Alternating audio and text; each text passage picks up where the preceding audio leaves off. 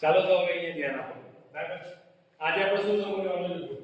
Rules of image formation by spherical mirror. મતલબ શું એનો કે સ્ફેરિકલ એટલે ગોળીય દિશા. ગોળીય દિશા વડે જે પ્રતિબિંબની રચના થાય એના નિયમો સમજવાના. બરાબર. પહેલા આપણે આજે સમજશું નિયમો અને એના પછી એની સમજશું કિસ્સાઓ કે કયા કયા પ્રકારની રચનાઓ થાય, કેવી રીતે થાય. કે સમજ પડી? હા. ચલો તો હવે અહીંયા ધ્યાન આપો. આપણે પહેલો નિયમ સમજીએ. બરાબર. કયો નિયમ? પહેલો નિયમ. હવે નિયમ સમજતા પહેલા તમને એક વસ્તુ ખબર હોવી જોઈએ કે અહીંયા P F C લખ્યું એ શું છે? તો P શું હશે? ધ્રુવ. બરાબર. શું હશે? ધ્રુવ. હવે ધ્રુવ શું છે? કે અરીસાની જે પરાવર્તક સપાટી હશે એનું કેન્દ્ર. એનું કેન્દ્ર. કોનું કેન્દ્ર? અરીસાની પરાવર્તક સપાટીના કેન્દ્રને શું કહેવાય? ધ્રુવ P. એ જ રીતે બાજુમાં મેં શું લખ્યું? F. શું લખ્યું છે? F. અને એના બાજુમાં શું લખ્યું? C. હવે હું તમને C સમજાવું. C શું છે? વક્રતા કેન્દ્ર. શું છે? વક્રતા કેન્દ્ર. વક્રતા કેન્દ્ર શું? કે આ અરીસો છે. બરાબર. હવે હું આખો અરીસો બનાવું. તો અરીસો આ રીતે કોઈ ગોળામાંથી બનેલો હશે. અને આ જે ગોળાનું કેન્દ્ર એને આપણે શું કહેશું? વક્રતા કેન્દ્ર. અને સાના વડે દર્શાવશું? C વડે. અને એનું નામ શું છે? વક્રતા કેન્દ્ર. વધ્યું કોણ? F. મુખ્ય કેન્દ્ર F. શું છે?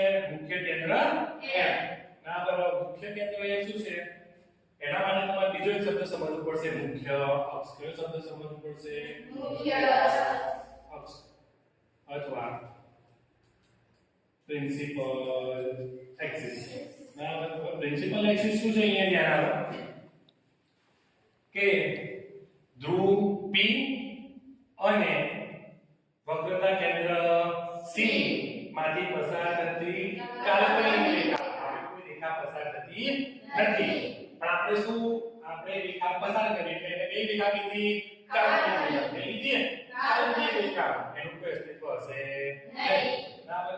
તો ધ્રુવ P અને વક્રતા કેન્દ્ર C માંથી પસાર થતી કાલ્પનિક રેખા શું કહીશું? મુખ્ય અક્ષ અથવા પ્રિન્સિપલ એક્સિસ.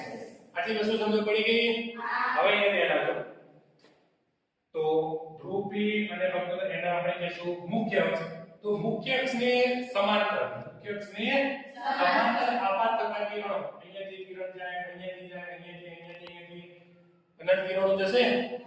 તો એ બધા કિરણો જે જગ્યાએ કેન્દ્રિત થાય અથવા તો ભેગા થાય થશે.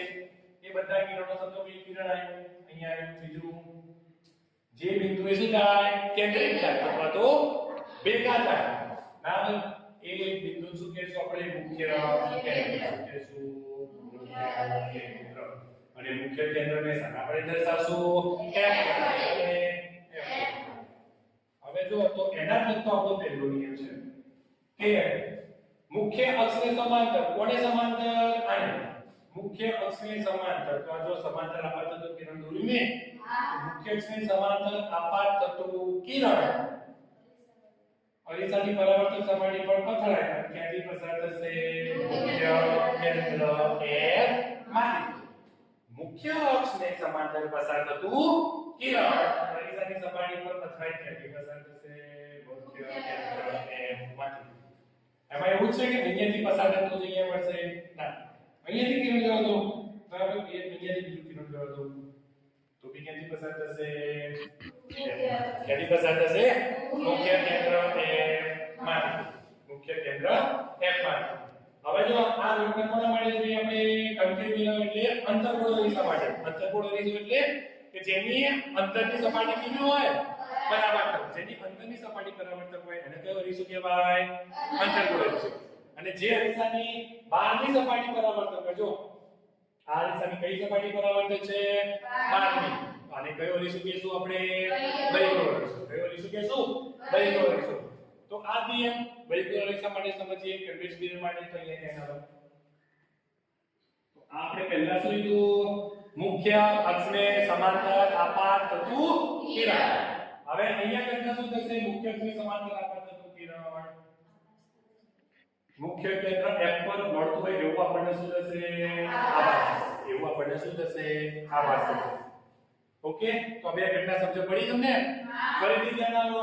મુખ્ય અક્ષને સમાંતર આપાત થતું કિરણ મુખ્ય કેન્દ્ર F માંથી પસાર થાય. એ જ રીતે અંતર્ગોળાકાર દિશા માટે મુખ્ય અક્ષની સમાંતર પસાર થતું કિરણ મુખ્ય કેન્દ્ર F માંથી પસાર થતું એવું આપણને શું થશે? આભાસ થશે. તો બીજો નિયમ સમજીએ. હવે આ નિયમ તમે જે કર્યો પહેલો નિયમ શું હતો કે મુખ્ય અક્ષની સમાંતર આપાત થતું કિરણ મુખ્ય કેન્દ્ર F માંથી પસાર થાય. તો આનો આપણે ઉલટું કરીએ કે જો અહીંયાથી અથડાઈ મુખ્ય કેન્દ્ર F માંથી પસાર થતું હોય તો મુખ્ય કેન્દ્ર F માંથી નીકળે તો સમાંતર થાય? થાય ને? તો ચલો બીજો નિયમ કે મુખ્ય કેન્દ્ર F માંથી પસાર થતું કિરણ ક્યાંથી પસાર થતું કિરણ મુખ્ય કેન્દ્ર F. ઓકે તો આપણે આ તીર સાથે બતાવ્યું આપાત કિરણ મુખ્ય કેન્દ્ર F માંથી પસાર થતું કિરણ અરીસાને મુખ્ય અક્ષને સમાંતર પરાવર્તન પામે છે. ફરીથી સમજો મુખ્ય કેન્દ્ર F માંથી પસાર થતું કિરણ મુખ્ય અક્ષને સમાંતર પરાવર્તન પામે છે. કયો નિયમ થયો આપણો? બીજો નિયમ. કયો નિયમ થયો? બીજો નિયમ. તો આ નિયમ કયા દિશા માટે? બહિર્ગોળ દિશા માટે. કયા દિશા માટે? બહિર્ગોળ દિશા માટે. તો બહિર્ગોળ દિશા માટે શું થશે? સેમ શું ઘટના થશે કે મુખ્ય કેન્દ્ર F માંથી ક્યાંથી કિરણ શું થાય? મુખ્ય અક્ષને સમાંતર આપાત થાય. તો બીજો નિયમ તમને સમજ પડી ગઈ. પહેલો નિયમ શું હતો આપણો? તો મુખ્ય અક્ષને સમાંતર આપાત થતું કિરણ મુખ્ય કેન્દ્રમાંથી પસાર થાય. બીજો નિયમ શું આવ્યો કે મુખ્ય કેન્દ્રમાંથી પસાર થતું કિરણ મુખ્ય અક્ષને સમાંતર થાય.